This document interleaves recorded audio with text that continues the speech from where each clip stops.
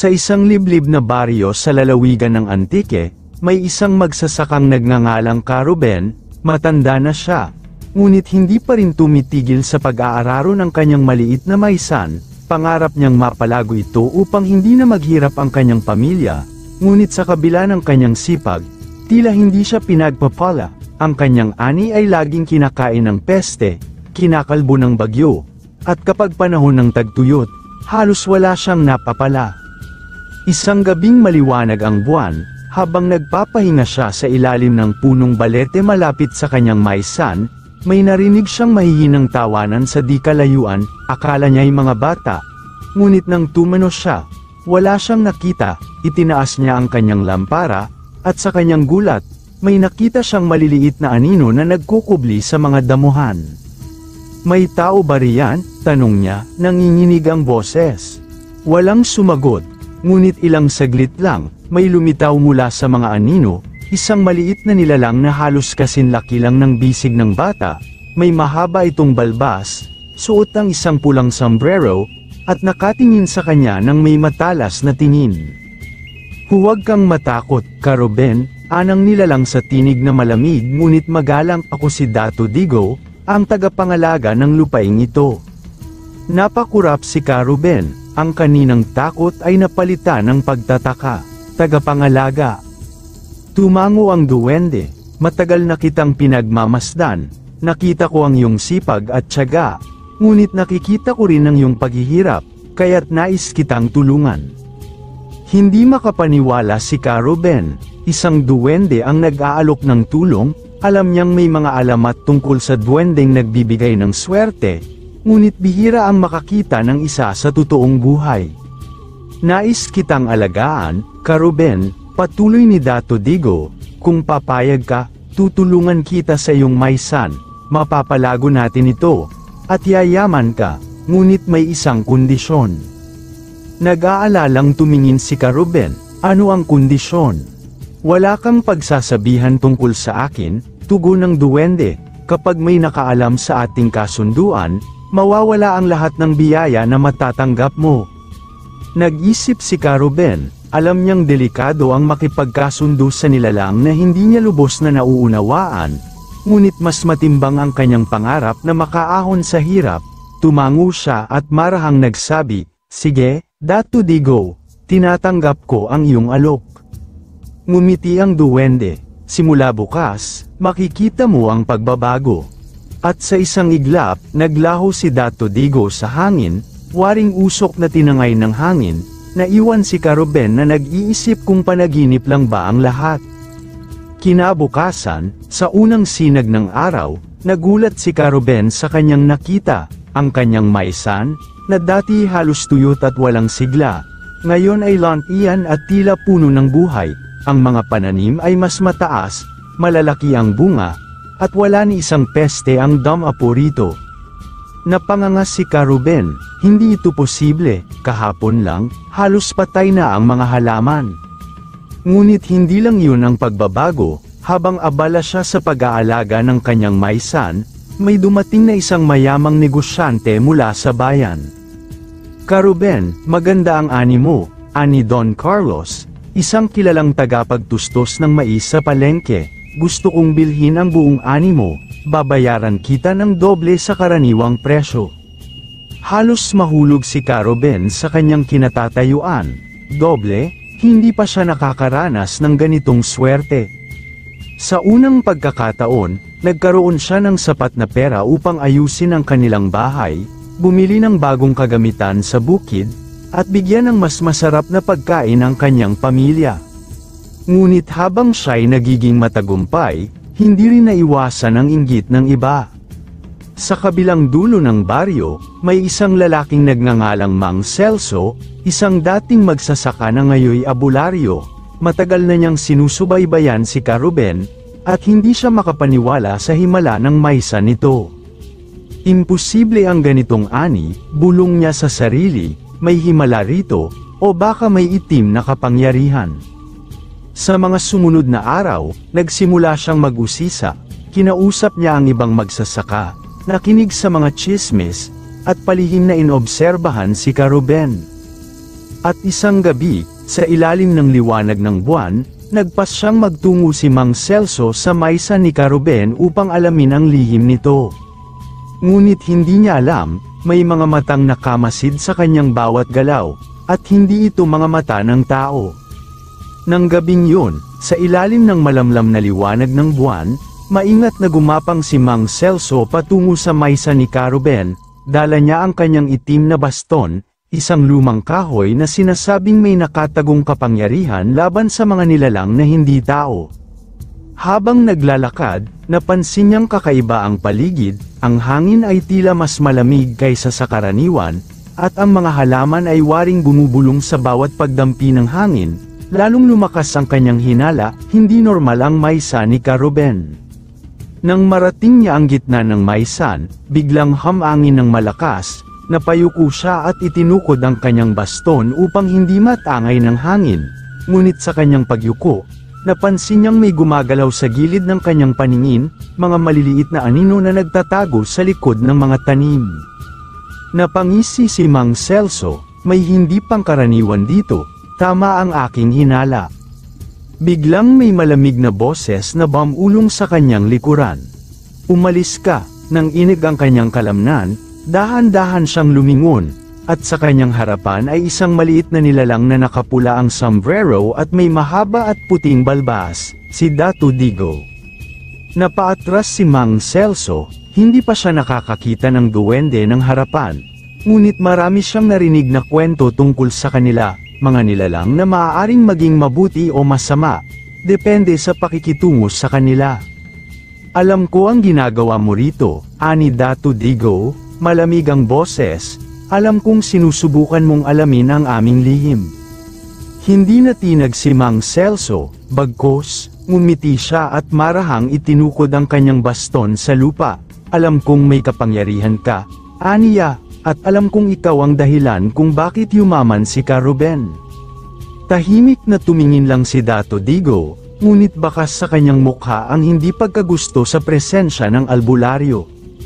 Kaya ako narito, patuloy ni Mang Celso, gusto kong malaman kung anong kapalit ng iyong tulong, walang nilalang na tulad mo ang nagbibigay ng biyaya nang walang hinihinging kapalit.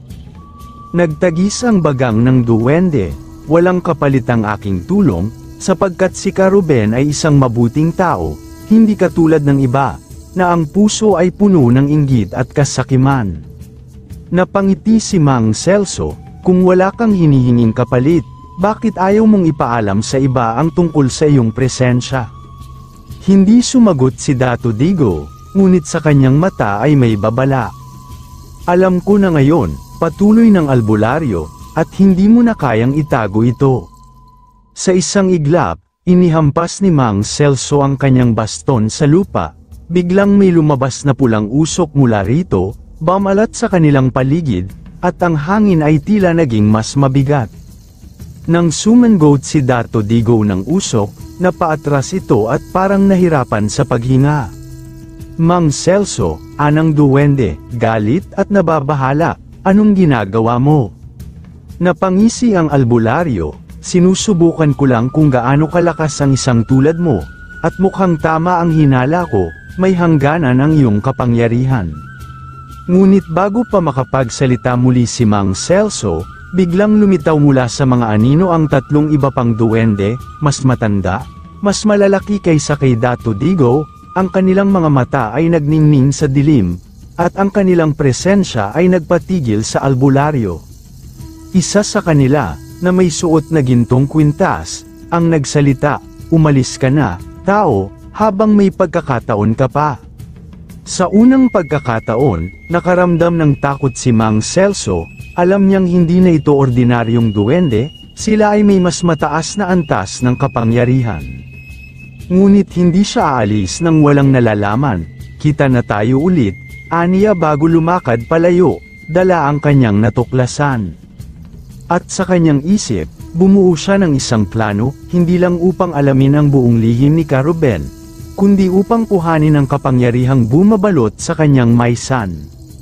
Matapos ang kanyang engkwentro sa mga duwende, bumalik si Mang Celso sa kanyang kubo na nasa gilid ng baryo. Doon, inilabas niya ang isang lumang aklat, isang sinaunang kasulatan ng mga orasyon at ritual na kanyang namana mula sa kanyang lolo, na isa ring makapangyarihang albularyo noon. Habang binubuklat ang mga pahina, may isang lumang guhit ng isang duwende na may pulang sombrero ang nakatawag ng kanyang pansin. Sa ilalim nito, may nakasulat sa lumang Tagalog. Ang duwendeng tagapangalaga ng ani ay may lihim na ginto sa lupa. Ang sinumang makahanap ng kanyang pugad ay magiging mas makapangyarihan pa sa kanya. Napangisi si Mang Celso, hindi lang pala biyaya sa ani ang dala ng duwendeng yun, may tinatagong mas mahalagang bagay si Dato Digo. Samantala, sa Maysan, napansin ni Caruben ang kakaibang pagbabago, ang kanyang mga pananim ay tila mas madali ng lumago, at ang lupa ay nagmistulang mas mataba kaysa dati. Ngunit may isang bagay na hindi niya maalis sa kanyang isipan, isang kakaibang pakiramdam na tila may nagmamasid sa kanya. Habang siya ay nagbabantay sa gabi, may narinig siyang mahihinang yabag sa dulo ng kanyang maysan, agad siyang nagkubli sa likod ng isang malaking puno at tahimik na nagmasid. Sa dilim, isang figura ang unti-unting lumitaw, si Mang Celso. Bit-bit ng albularyo ang kanyang baston, at tila may hinahanap ito sa lupa. Napansin ni Caruben na may dinudukot ito mula sa kanyang bulsa, isang pulang tela na may nakaguhit na kakaibang simbolo.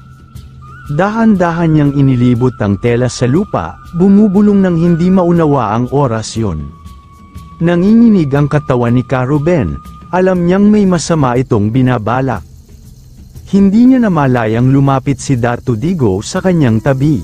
"Huwag kang magsalita," bulong ng duwende, "alam kong alam mo na." Tahimik na tumango si Caruben, anong ginagawa niya? Sinusubukan niyang sirain ang proteksyon ng ating maysan, paliwanag ng duwende, kung magtagumpay siya, mahahanap niya ang lihim na kayamanan sa ilalim ng lupa, isang kayamanang hindi niya dapat mahawakan. Napasinghap si Caruben, may ginto nga ba talaga rito? Tumingin sa kanya ang duwende, hindi lang ginto, kundi isang lumang mutya na siyang nagpapataba sa lupa ng iyong maysan. Nanlaki ang mga mata ni Caruben, at kung makuha niya yun. Napakuyom ng kamao si Dato Digo, kapag nahulog ito sa maling kamay, mawawala ang biyayang dala nito at maaaring magkaroon ng matinding sumpa. Samantala, si Mang Celso ay patuloy sa kanyang ritual, unti-unti, nagsimulang umuga ang lupa sa paligid niya, at may lumabas na malamig na hangin mula sa ilalim ng maysan. Napangiti siya, malapit ko nang makuha ang lihim na kayamanan. Ngunit bago pa niya matapos ang kanyang seremonya, isang malakas na tinig ang umalingaw-ngaw sa paligid. "Huwag mong ituloy ang iyong ginagawa," napalingon siya at nakita niya si Caruben, kasama si Dato Digo na nakatayo sa tabi nito. Nang makita ni Mang Celso ang duwende, biglang lumiwanag ang kanyang mata sa kasakiman, ikaw ang nagtatago ng kayamanan sa ilalim ng lupa." Sa isang iglap, hinugot niya ang isang maliit na bote mula sa kanyang bulsa at inihagis ito kay Dato Digo. Sa pagbagsak ng bote, sumabog ang makapal na itim na usok. Napaatras si Caruben nang makita niyang nagsimulang manghina si Dato Digo. "Dato Digo," sigaw niya, napangisi si Mang Celso, "ang bote na yan ay may pulbos na galing sa duwendeng nahuli ko noon, alam mo ba kung anong epekto nito? Pinapahina nito ang mga tulad mo." Napahawak si Dato Digo sa dibdib niya, halatang mahina na. Mabilis na lumapit si Mang Celso sa gitna ng maysan at sinaksak ang kanyang baston sa lupa. Nagliyab ito ng kulay asul, isang tanda na may bumukas na sinaunang pinto sa ilalim ng lupa. Ngunit bago pa man niya mahukay ang mutya, isang malakas na alingaw-ngaw ang dumagundong sa hangin. Napatingala si Mang Celso, sa kanyang harapan, unti-unting lumabas mula sa lupa ang isang kakaibang nilalang, hindi duwende, kundi isang dambuhalang nilalang na may balat na parang kahoy at may nagliliyab na pulang mata. "Hindi ka karapat-dapat," sigaw ng halimaw, napaatras si Mang Celso, ngunit huli na. Sa isang iglap, hinampas siya ng halimaw at itinapon siya palayo, lumipad siya papunta sa mga matitigas na sanga ng maysan at bumagsak sa lupa. Napadapa siya, duguan. Nang sinubukan niyang bumangon, naramdaman niyang hindi na niya maigalaw ang kanyang katawan. Mula sa di kalayuan, muling nagsalita ang halimaw. Ang sinumang may kasakiman ay hindi dapat lumapit sa kayamanan ng aming lupain. At sa isang iglap, bumalik ito sa ilalim ng lupa, kasabay ng pagsara ng mahiwagang pinto. Nang mahimasmasan si Ka-Ruben, lumapit siya kay Dato Digo na muling nakatayo, ngunit halatang nanghihina pa rin. Huwag kang mag-alala, bulong ng duwende, ligtas na ang ating maysan. Ngunit hindi pa tapos ang lahat. Sa lupa, nakita nila si Mang Celso na nakahandusay, nanginginig. Nang magmulat siya ng mata, laking gulat niya nang mapansin niyang hindi na niya maigalaw ang kanyang katawan. Napalunok siya. Anong ginawa ninyo sa akin? Tumingin si Dato Digo sa kanya. Ikaw mismo ang gumawa nito sa iyong sarili. Ang sinumang sumubok na kawin ang kayamanan ng aming lupa ay magkakaroon ng isang sumpa. Nang bamaling si Ka-Ruben kay Mang Celso, nanlaki ang kanyang mga mata. Ang dating matandang albularyo ay unti-unting lumiliit, ang kanyang balat ay nagiging magaspang, at ang kanyang buhok ay bumabagsak. Napasigaw si Mang Celso nang makita niya ang kanyang mga kamay. Unti-unti itong nagiging maliliit na sanga. Hindi ayaw kupang maging, at sa isang iglap, siya ay naging isang matandang puno sa gilid ng maysan. Tumingin si Dato Digo kay Ka-Ruben, ang sumpa niya ay maging isang bantay ng lupang ito magpakailanman. Napasinghap si Ka-Ruben, alam niyang hindi na muling makakabalik si Mang Celso bilang tao. Habang lumilipas ang gabi, ang hangin ay bumalik sa dati, ang maysan ay nanatiling buhay at mayabong. At si Ka-Ruben, kasama ang kanyang duwendeng kaibigan, ay nanatiling tagapangalaga ng kanilang lupa, pinuprotektahan ito laban sa mga taong may pusong sakim. Lumipas ang ilang linggo matapos ang misteryosong pagkawala ni Mang Celso, wala ni isa sa baryo ang nakakaalam ng tunay na nangyari sa kanya. Maliban kay Ka-Ruben at kay Dato Digo, ang tanging naiwan sa kanyang kubo ay ang mga lumang gamit at ang kanyang baston, na ngayon ay itinanim na parang isang matandang punong kahoy sa gilid ng maysan. Bagamat bumalik na sa dating sigla ang kanyang pananim, may kakaibang pakiramdam na bumabalot kay Ka-Ruben tuwing sasapit ang gabi, parang may mga matang palaging nakamasid sa kanya mula sa dilim. Isang gabi, habang binabantayan ang kanyang maysan, may narinig siyang mahihinang bulong sa hangin. Hindi pa tapos ang lahat, napalingon siya. Sa dulo ng maysan, may nakita siyang mga aninong gumagalaw. Kinabukasan, isang grupo ng mga di kilalang lalaki ang dumating sa baryo. Ang isa sa kanila ay may suot na mahabang itim na Amerikana, at ang kanyang mga mata ay malamig at mapanuri. Ang kanyang pangalan ay Don Gregorio, isang mayamang negosyante mula sa lungsod. Ako ang bagong may-ari ng lupain ni Mang Celso, aniya habang nakikipag-usap sa mga opisyal ng baryo, at gusto kong palawakin ang aking sakahan rito. Napakuyom ng kamao si Ka-Ruben nang marinig yun.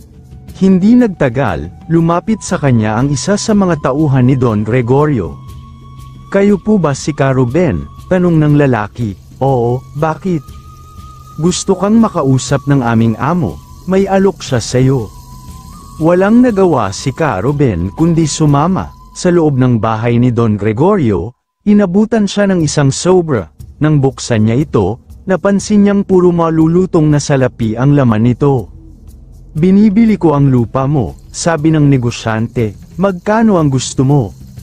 Nagpantang ang tenga ni Ka-Ruben. Hindi ko ipagbibili ang lupang ito, madiing tugon niya. Dito ako lumaki, dito ako namuhay, at dito ko ipinagpatuloy ang pamana ng aking pamilya. Napangisi si Don Gregorio, sayang, napag-alaman kong napakaganda ng lupa mo, Ka-Ruben, isang bihirang kayamanan ang nasa ilalim nito. Nanlaki ang mga mata ni Ka-Ruben, paano mo nalaman?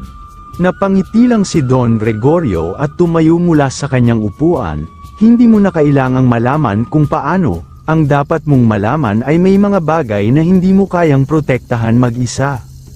Pagkasabi noon, lumakad siya palayo, bago lumabas ng pintuan, huminto siya sandali at sinabing, "Ipag-isipan mong mabuti, pagbalik ko, inaasahan kong tama ang magiging desisyon mo."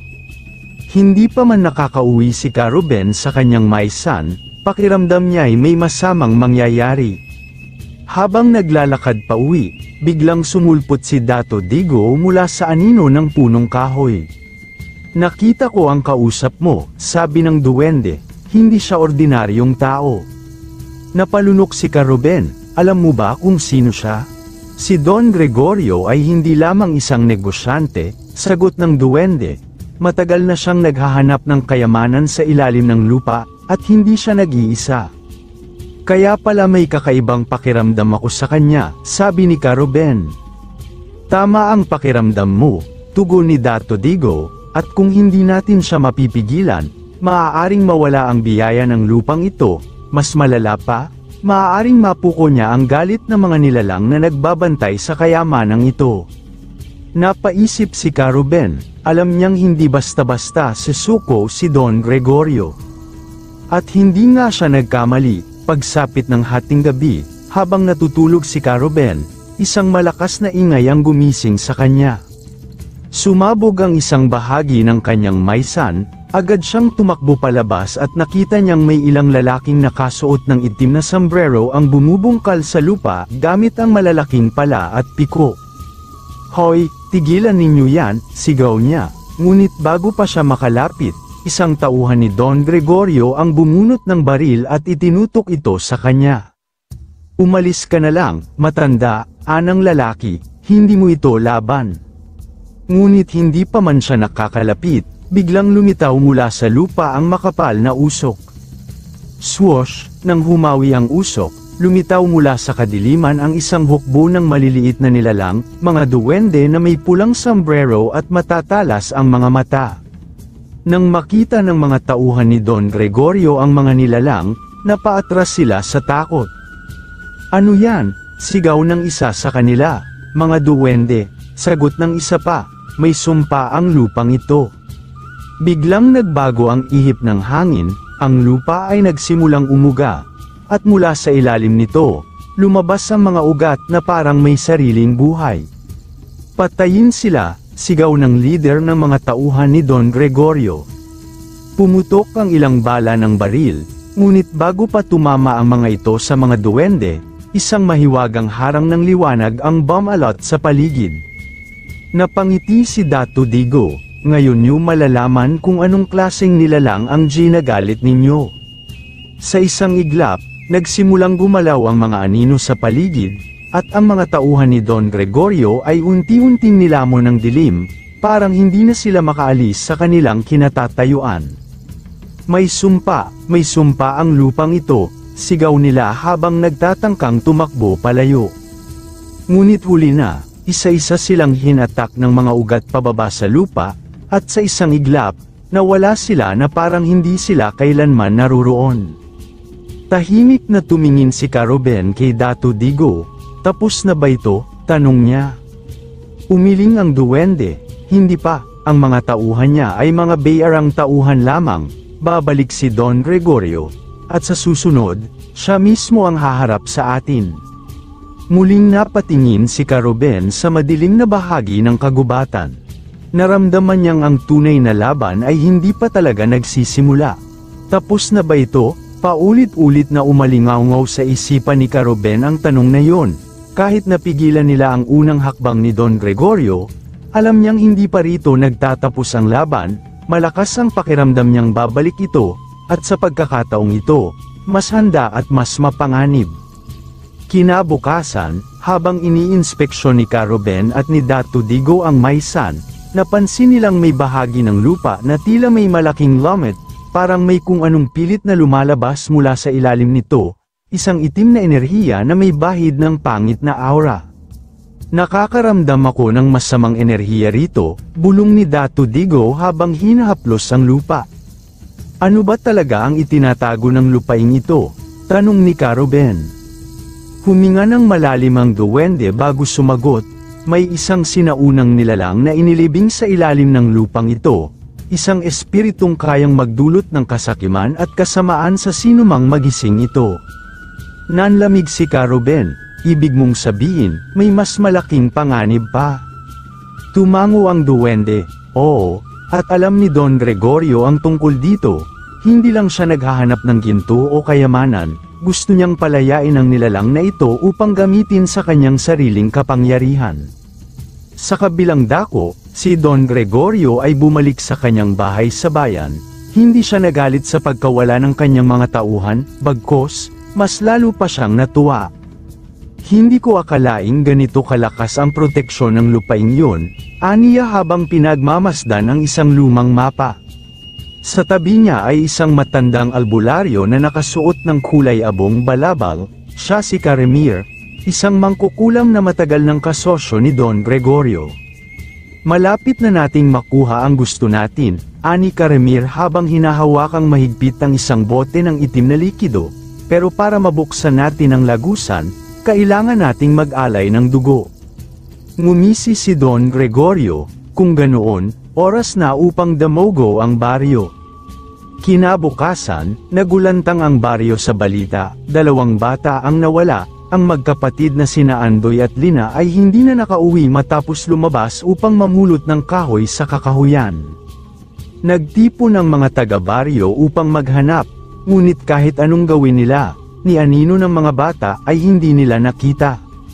Nag-alala si Caruben nang malaman ang nangyari, hindi ito isang ordinaryong pagkawala, bulong ni Dato Digo. Ano ang gagawin natin? Tanong ni Caruben. Tutulungan natin silang hanapin ang mga bata, sagot ng duwende, ngunit dapat tayong mag-ingat, sapagkat maaaring ito na ang umpisa ng mas malaking panganib. Nang dumilim na ang paligid, biglang lumitaw ang pulang liwanag mula sa lamat sa lupa. Napansin ni Caruben na tila may mga anino na dahan-daang bumabangon mula sa ilalim ng maysan. Sila na naman, bulong niya, isang malamig na ihip ng hangin ang dumaan, at mula sa madilim na bahagi ng kakahuyan, isang anino ang lumabas, si Caremir. Hindi niyo na ako mapipigilan, aniya, ang dugo ng mga inosenteng bata ay ang susi upang mabuksan ang lagusan. Nanlaki ang mga mata ni Caruben. Sila Andoy at Lina, nasa inyo sila. Napangisi si Caremir at itinaas ang kanyang kamay. Sa isang iglap, lumitaw sa harapan nila ang 2 bata, nakatali sa gitna ng isang bilog na may nakaukit na mga kakaibang simbolo. Kapag nagsimula na ang ritual, wala nang makapipigil sa dilim na bumalat sa lupang ito, sigaw ng matandang mangkukulam. Mabilis na tumakbo si Caruben patungo sa mga bata, ngunit bago pa niya maabot ang mga ito, isang itim na anino ang bumalat sa kanya. Napasigaw siya nang maramdaman niyang tila hinihigop ng madilim na enerhiya ang kanyang lakas. Si Dato Digo naman ay hindi nag-aksaya ng oras, hindi ko hahayaang magtagumpay kayo. Itinaas niya ang kanyang kamay, at mula sa ilalim ng lupa, lumitaw ang hukbo ng mga duwende, handa silang lumaban. Nagkaharap ang dilim at ang liwanag sa gitna ng maysan.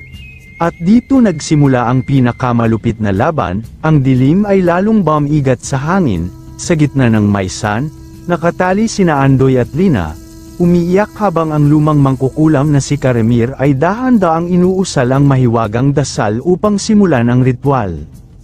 Sa dugo ng inosente, sa pusod ng lupa, sa udyok ng kadiliman, bumangon ka at sakupin ang mundo. Nagsimula nang magliyab ang mga simbolo sa lupa, ang maliliit na anino ay lumabas mula sa bitak ng lupa, mga nilalang na hindi ganap na tao, hindi ganap na engkanto. Si Caruben ay nanlalata, nakakulong sa balot ng itim na enerhiyang nilikha ni Caremir, samantalang si Dato Digo ay pinamunuan ng kanyang mga duwende upang pigilan ang ritual. Mga kapatid, huwag nating hayaang magtagumpay sila, sigaw ng duwende habang sumugod ang kanyang mga alagad. Nagliyab ang paligid sa pagsabog ng mahiwagang enerhiya, ang mga duwende ni Dato Digo ay lumaban gamit ang kanilang makapangyarihang agimat, samantalang ang mga tauhan ni Don Gregorio ay naglabasan mula sa madilim na bahagi ng kakahuyan. May dalang mga itak at baril ang mga tauhan ni Don Gregorio, ngunit nang tumapat sila sa hukbo ng duwende, ang kanilang mga sandata ay tila walang bisa. Anong klaseng nilalang ang mga ito? Sigaw ng isang tauhan bago siya hatakin pababa ng isang duwende, hinihigop ang kanyang enerhiya hanggang sa matuyo ang kanyang balat. Samantala, si Caramir ay patuloy sa kanyang ritual, sinimulan niyang tapyasin ang balat ni Andoy gamit ang isang matalim na punyal. Sigaw ng bata habang damaloy ang kanyang dugo sa lupa. Nagsimulang lumindol, Caruben, kailangan kang makalaya, sigaw ni Dato Digo habang pilit na tinutulak palayo si Caramir gamit ang isang matinding sigwa ng enerhiya. Napangiti ang matandang mangkukulam, huli na ang lahat, muling magbubukas ang lagusan ng kadiliman. Sa isang iglap, isang napakalaking bitak ang lumitaw sa lupa, at mula rito ay lumabas ang isang nakapangingilabot na nilalang. Isang dambuhalang anino, may pulang mata at matatalas na pangil, ang dahan-daang bumangon mula sa bitak. Ang kanyang katawan ay binubuo ng pulang usok, ngunit ang mga mata niya ay nag-aapoy sa galit. Buhay na akong muli, anas ng halimaw habang tinignan ang paligid. Maging si Don Gregorio, na lihim na nanunood mula sa malayo, ay natakot sa kanyang nakita. Anong klaseng halimaw ito? Tanong niya habang umatras ng bahagya. Si Caramir ay lumuhad sa harapan ng dambuhala, "Aking Panginoon, ako po ang inyong lingkod, kami po ang nagpalaya sa inyo." Ngunit imbes na magpasalamat, mabilis na hinablat ng halimaw ang matandang mangkukulam at pinagpira-piraso ito gamit ang matutulis niyang kuko. "Hindi kita kailangan," sigaw ng halimaw, nagkalat ang dugo ni Caramir sa lupa. Ang kanyang mga tauhan ay nagsitakbuhan, ngunit isa-isa silang dinakma ng halimaw at pinilay sa lupa. Ngunit bago pa mahuli ang lahat, isang liwanag ang biglang lumitaw mula sa gitna ng maysan, isang gininto ang enerhiya na nagmula mismo kay Dato Digo. "Hindi ko hahayaang sirain mo ang lupang ito," sigaw ng duwende habang tinawag ang puwersa ng kalikasan. Sa isang iglap, lumakas ang hangin, at nagbagsakan ang mga punong kahoy sa paligid. Ang lupa ay gumalaw, tila tinatangka nitong ipitin ang dambuhalang halimaw. Nakita ito ni Caruben at sinubukan niyang gamitin ang natitira niyang lakas upang mapalaya ang sarili. "Hindi ako pwede mamatay dito," sigaw niya habang pilit na nilalabanan ang itim na enerhiyang bumabalot sa kanya. Sa wakas, nagtagumpay siya. Mabilis siyang tumakbo patungo sa mga bata at ginamit ang kanyang itak upang putulin ang mga tali. "Andoy, Lina, takbo," sigaw niya. Ngunit bago pa sila makalayo, lumingon ang dambuhalang halimaw sa kanila at ngumisi. "Ngayon, kayo naman," itinaas ng halimaw ang kanyang kamay, at isang matinding anino ang lumipad patungo sa kanila, isang nakamamatay na sumpa. Ngunit bago pa ito tumama, isang mahiwagang nilalang ang biglang lumitaw sa kanilang harapan, isang matandang babaeng engkanto na may hawak na gintong tungkod. "Hindi mo sila maano," sigaw ng matandang diwata habang ipinahid ang tungkod sa hangin. Sa isang iglap, ang sumpa ay napawi, nanlaki ang mga mata ni Caruben. "Sino ka?" tanong niya. Ngumiti ang matandang engkanto.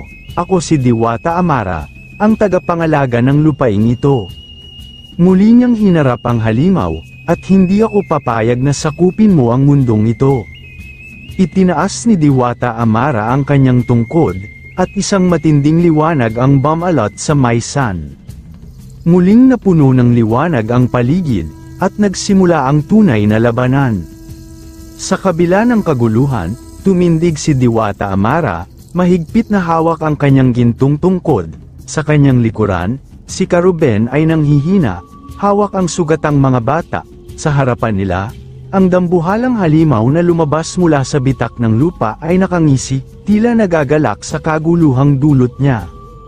"Akala mo ba, matandang diwata, kaya mo akong pigilan?" bulong ng halimaw habang unti-unti siyang lumalapit. Ngunit imbes na matakot, itinuro ni Diwata Amara ang kanyang tungkod sa halimaw.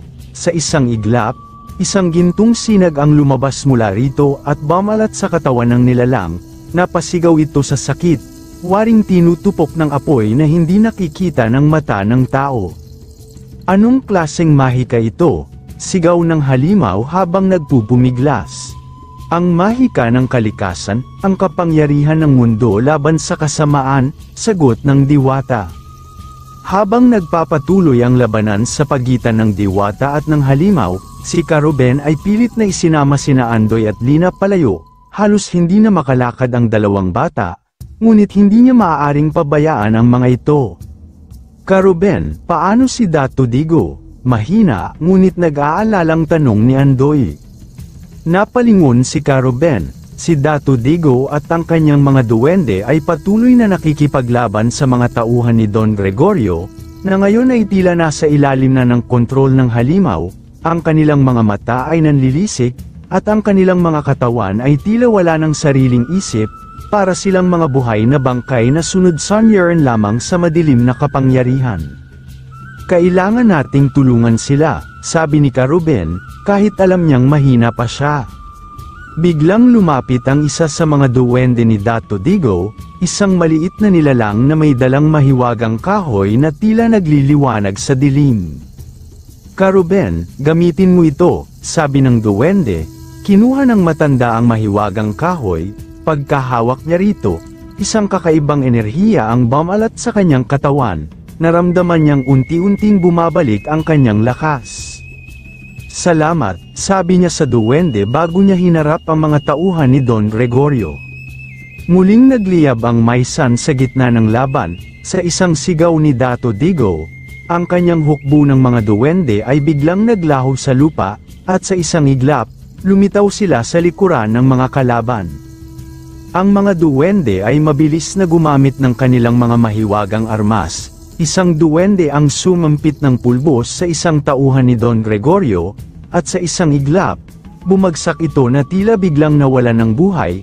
Ang isa pa ay humawak sa lupa at biglang lumabas ang matatalas na ugat na pumulupot sa katawan ng iba pang mga tauhan.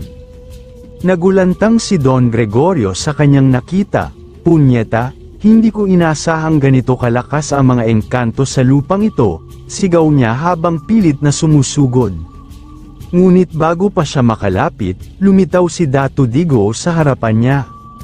Huwag mong pagnasaan ang hindi sayo, malamig na sabi ng duwende bago niya iniangat ang kamay.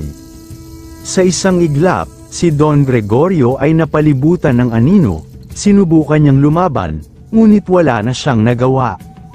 Ngayon ko lang naramdaman ang takot na ito, bulong niya habang unti-unting hinihigop ng anino ang kanyang katawan. Sa gitna ng labanan, ang halimaw ay patuloy na nagpapagalaw ng lupa, pilit nitong inaalis ang gintong liwanag na bumabalot sa kanyang katawan. Hindi ako matatalo ng isang matandang diwata, sigaw niya habang ginamit ang kanyang matatalas na kuko upang atakihin si Diwata Amara. Ngunit sa isang iglap, isang napakalakas na pagsabog ng liwanag ang bumalat sa paligid. Muling sigaw ng halimaw, si Diwata Amara ay nakatayo sa gitna ng gintong liwanag, ang kanyang tungkod ay nagliliyab sa kapangyarihan ng kalikasan.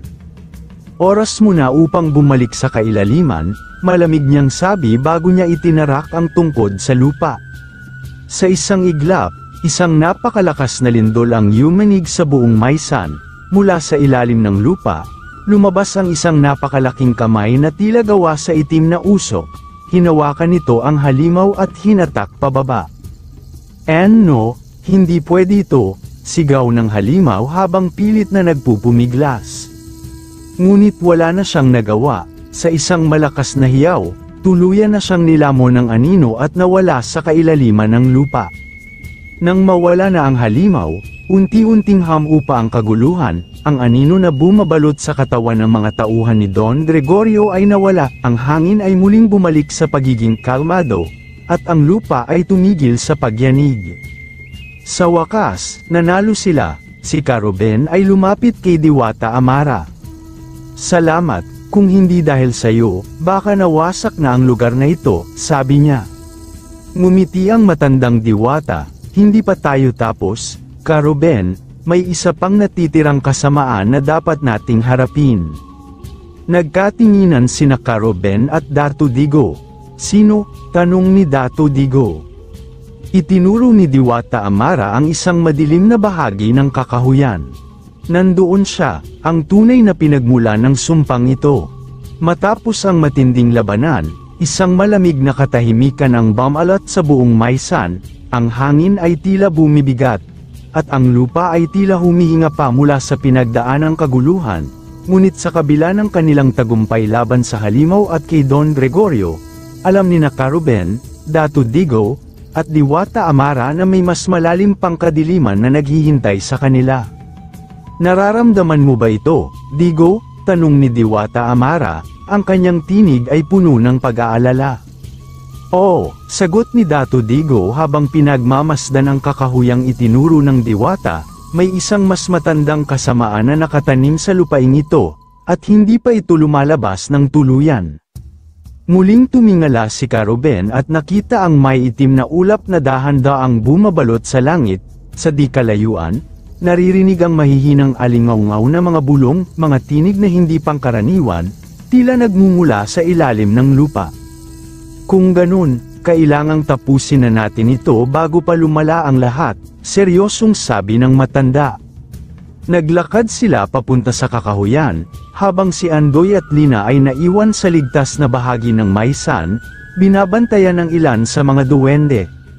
Sa kanilang pagpasok sa kagubatan, ramdam nila ang malamig na simoy ng hangin na tila bumabalot sa kanilang balat. Ang mga puno ay matataas at baluktot, parang mga patay na daliri na nag-aabot sa langit. Sa ilalim ng kanilang mga paa, ang lupa ay basa at malagkit, na tila may buhay at gumagalaw sa bawat hakbang nila. Mag-ingat kayo, babala ni Diwata Amara, ang lugar na ito ay hindi ordinaryo, isa itong lumang puok ng mga nilalang na hindi dapat ginagalaw ng tao. Sa gitna ng kakahuyan, nakatagpo sila ng isang lumang altar na yari sa bato. Napapalibutan ito ng mga sira-sirang estatwa ng iba't ibang nilalang, may mukha ng tao ngunit may katawan ng hayop, may mga pakpak ngunit walang ulo, at may mga matang lumuluha ng itim na likido. Sino ang gumawa ng mga ito? Tanong ni Ka-Ruben habang hinahaplos ang malamig na ibabaw ng isa sa mga estatwa. Ito ay isang sinaunang dambana ng Haring Itim, sagot ni Dato Digo na halata ang lungkot sa kanyang tinig, isang makapangyarihang nilalang mula sa kailaliman, na siyang tunay na may-ari ng sumpang bumabalot sa lupang ito. At bakit hindi natin siya naramdaman noon? Tanong ni Ka-Ruben. Dahan-daang lumapit si Diwata Amara sa altar at hinawakan ito. Sa isang iglap, bumukas ang lupa sa harapan nila, at isang napakalalim na hukay ang lumitaw. Mukhang hindi pa siya tuluyang nagigising, wika ng Diwata, ngunit hindi magtatagal. Mula sa hukay, isang itim na usok ang lumabas, bumalat sa buong paligid, at sa loob ng usok, unti-unting lumitaw ang isang malabong anino. Sino ang gumising sa akin? Isang malalim at malamig na tinig ang lumutang sa hangin. Si Haring Itim, sa isang iglap, lumindol ng malakas, at ang mga sira-sirang estatwa sa paligid ay nabuhay. Ang mga nilalang na nasa anyo ng bato ay unti-unting gumalaw, bumalik sa kanilang tunay na anyo, mga halimaw na matagal nang natulog sa ilalim ng lupa. Handa na ba kayo? Tanong ni Dato Digo habang hawak ang kanyang gintong baston. Kailangan nating tapusin ito bago pa niya tuluyang makuha ang kanyang buong lakas, sagot ni Diwata Amara bago niya itinapat ang kanyang tungkod sa mga halimaw. Nagliyab ang kanyang katawan sa gintong liwanag, at sa isang kumpas ng kanyang kamay, isang malakas na alon ng mahiwagang enerhiya ang lumabas at tumama sa mga halimaw, isa-isang nagsigawan ang mga ito, nasusunog sa loob ng kanilang sariling katawan. Ngunit hindi pa rin napaatras si Haring Itim, sa halip, lalo pang dumilim ang paligid, at ang kanyang anino ay lumawak, bumalot sa buong kagubatan. Tapos na ang panahon ng inyong paghahari, malamig na sabi ni Haring Itim. Sa isang iglap, Inilabas niya ang kanyang itim na sibat at itinuro kay Diwata Amara. "Papatayin kita," sigaw niya bago niya ito inihagis sa ere. Ngunit bago pa tumama ang sibat kay Diwata Amara, isang gintong liwanag ang pumihil dito, isang mahiwagang hadlang na nagmula sa mismong lupa. "Ganyan mo ba ako, Mina maliit?" Isang panibagong tinig ang lumutang sa ere. Mula sa lupa, isang napakaliwanag na anyo ng isang matandang lalaking duwende ang lumabas, ang kanyang balbas ay mistulang gawa sa pilak, at ang kanyang katawan ay nakabalot sa gintong kasuutan. Siya si Haring Ginto, ang pinakamakapangyarihang tagapangalaga ng mga duwende. "Haring Ginto," bulalas ni Dato Digo habang lumuhad bilang pagbibigay galang. "Matagal na akong natutulog sa ilalim ng lupa, ngunit oras na para tapusin ang digmaang ito," malamig na sabi ng bagong dating. Humakbang siya papunta sa harapan ni Nakaroben at Diwata Amara, at sa isang kumpas ng kanyang kamay, isang napakalakas na liwanag ang lumabas sa kanyang katawan, isang ilaw na kayang tunawin ang pinakamalalim na kadiliman. "Tingnan natin kung hanggang saan ang iyong kapangyarihan, Haring Itim," wika ni Haring Ginto bago niya itinuro ang kanyang tungkod sa halimaw. Napasigaw si Haring Itim sa sakit habang unti-unting natutupok ng gintong liwanag ang kanyang katawan. Hindi pwede, sa huling pagkakataon, sinubukan niyang labanan ang kapangyarihan ng gintong hari, ngunit huli na ang lahat. Sa isang iglap, sumabog ang kanyang katawan sa libu-libong piraso ng itim na usok, at tuluyan siyang naglaho sa ere. Muling bumalik ang katahimikan, si Haring Ginto ay humarap sa mga nakaligtas. "Tapos na ang kadilimang bumabalot sa lupain ninyo, aniya, ngunit tandaan ninyo, hanggat may kasakiman at kasamaan sa puso ng tao, ang sumpang ito ay maaaring bumalik." Tahimik na lumuhad si Karuben, alam niyang malaki ang utang na loob niya sa mga duwende at sa mga nilalang ng kalikasan. "Tatandaan namin ang inyong babala, Haring Ginto," sagot niya. At sa isang iglap, nawala si Haring Ginto, parang hindi siya kailanman naroon. Muling lumingon si Karuben sa kanyang maisan, alam niyang hindi na ito muling masasaktan ng kasakiman at kasamaan, dahil ngayon, may mga tagapagtanggol na ito. Matapos ang matinding laban sa Haring Itim, muling bumalik sa normal ang maysa ni Karuben, ang lupa ay muling naging mataba, ang mga tangkay ng mais ay muling tumayo ng matikas, at ang hangin ay muling naging presko, na parang hindi ito nasangkot sa isang labanan ng mahika at sumpa, ngunit sa kabila ng katahimikang bumabalot sa paligid, may isang bagay na hindi maipaliwanag ni Karuben, isang pakiramdam na mayroong nanunood sa kanya. Parang may bumubulong sa hangin, bulong niya sa sarili habang nakatingin sa malalayong puno ng kakahuyan. Sa loob ng kanyang kubo, si Andoy at Lina ay payapang natutulog, habang ang natitirang mga duwende ay nagbabantay sa paligid. Ngunit nang sumapit ang hating gabi, isang kakaibang ingay ang pumukaw sa pandinig ni Karuben, isang mabagal at gumagapang na tunog mula sa labas ng kanyang bahay. Para itong mga kuko na humahagod sa kahoy.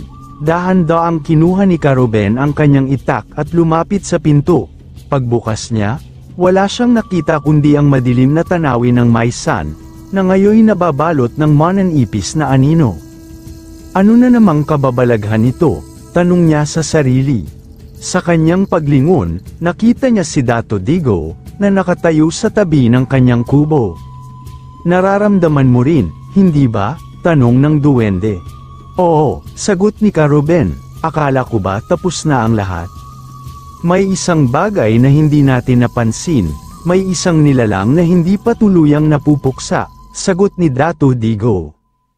Muli silang napalingon sa kakahuyan. Sa gitna ng mga puno, may isang hugis ng tao, isang matangkad na anino na nakatayo ng hindi gumagalaw, pinagmamasdan sila mula sa malayo. "Sino ka?" sigaw ni Karuben, ngunit hindi sumagot ang anino. Sa halip, unti-unti itong gumapang pababa sa lupa, na parang isang usok na lumalapit sa kanila. "Karuben, lumayo ka," sigaw ni Dato Digo bago niya itinaas ang kanyang baston. Sa isang iglap, isang liwanag ang lumabas mula sa duwende, at ang anino ay biglang napaatras. Ngunit bago ito tuluyang mawala, naglabas ito ng isang nakakatakot na boses, isang tinig na malamig at puno ng puot. Hindi pa ito tapos, at sa isang iglap, nawala ang anino sa dilim. Pagkatapos ng insidenteng yun, agad na nagtipon sina Ka-Ruben, Dato Digo, at Diwata Amara upang pag-usapan kung sino ang aninong yun.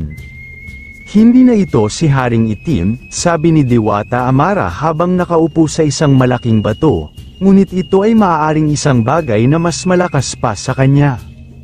Hindi ito ordinaryong engkanto, dagdag ni Dato Digo, isa itong nilalang mula sa kailaliman, isang nilalang na napukaw nang bumagsak si Haring Itim.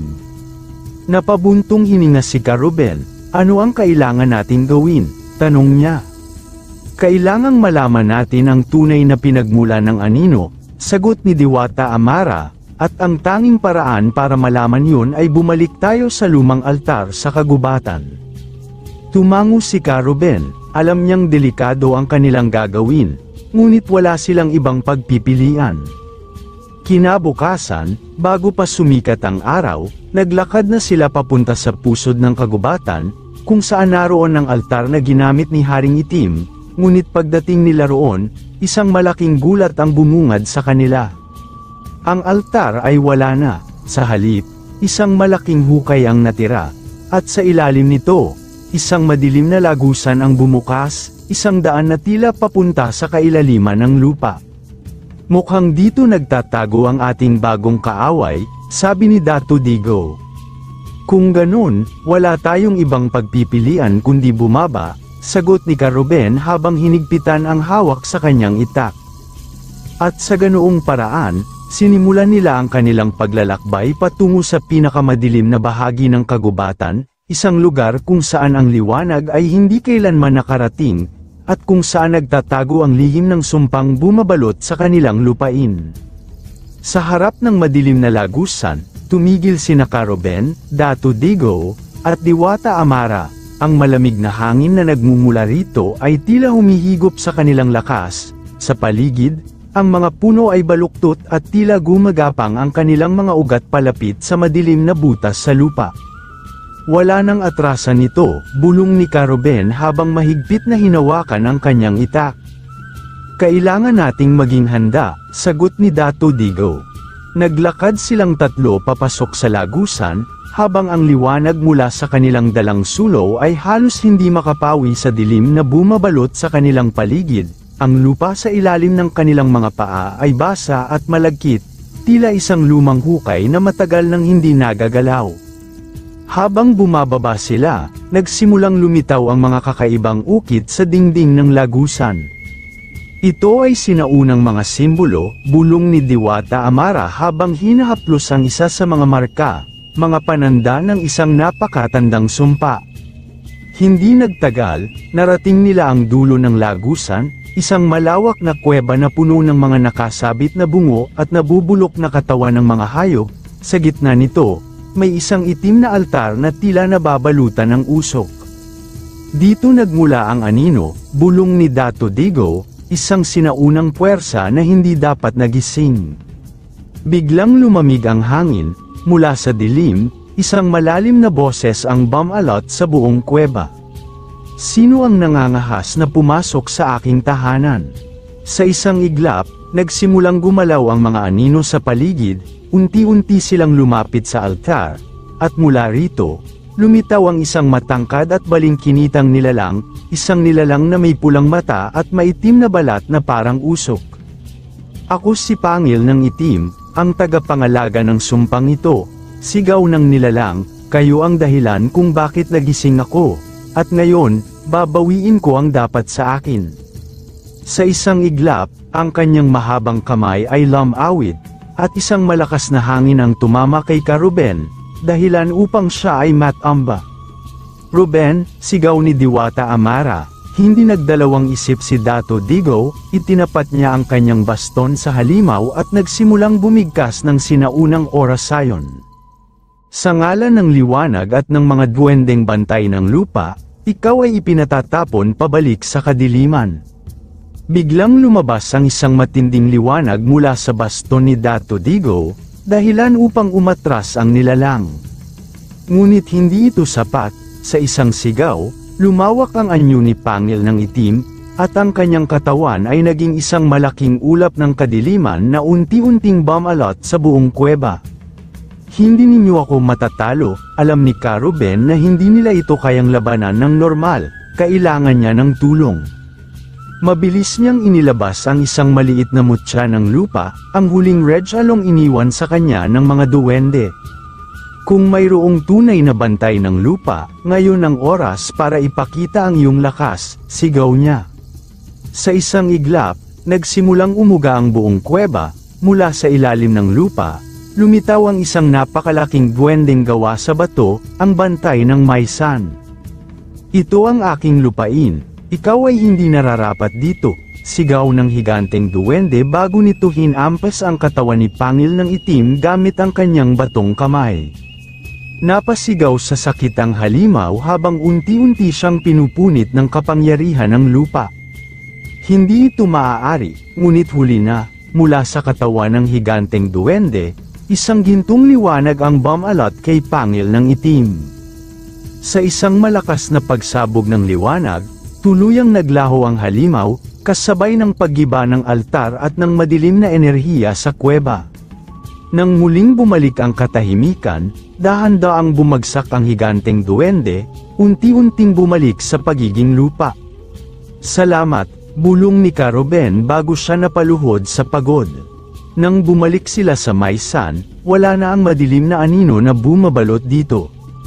Ang lupa ay muling naging mataba, ang mga pananim ay lumago ng husto, at ang hangin ay naging mas sariwa kaysa dati. Si Karuben ay nanatili sa kanyang Maysan, patuloy na inaalagaan ito kasama ang kanyang pamilya, ang mga duwende, bagaman hindi na palaging nagpapakita, ay nananatiling nagbabantay sa kanilang lupain. Sa wakas, tapos na ang laban, bulong niya habang nakatanaw sa malawak na taniman, ngunit alam niya, sa puso niya, na ang mundo ng kababalaghan ay hindi kailanman tuluyang natatapos, sa likod ng bawat anino, sa ilalim ng bawat puno, mayroong mga lihim na naghihintay lamang na muling mabunyag, wakas.